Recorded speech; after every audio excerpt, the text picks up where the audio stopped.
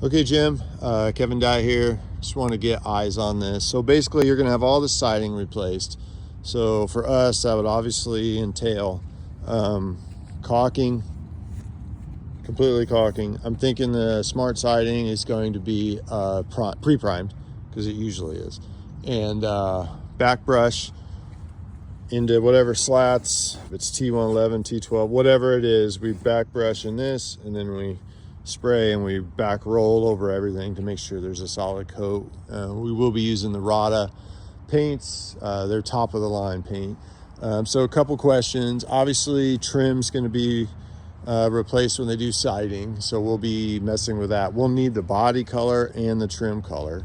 And then our questions are in these areas, like the lattice or trellis or whatever you want to call it. If those are going to be all painted in, all these guys painted in, all this stuff painted in, obviously walls. Are we doing doors? And are we doing entryways, or are we just stopping on the outside of it? Obviously pretty basic stuff. There will be some prep. But I mean, it's a pretty good price difference on if we're going in, if we're doing all this stuff, if all this stuff is being done. And then the only other question I had outside of those two questions, doorways, patios, I mean, they definitely, something should be done, because those bare wood right there.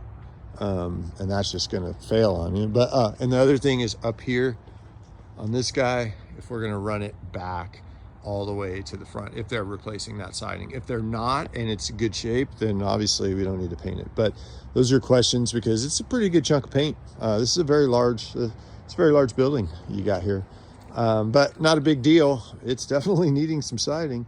But you know, just some of the questions: if we're going in the entryways, if we're doing doors, if we're doing patios, and if we're doing up there. There's my 4 questions.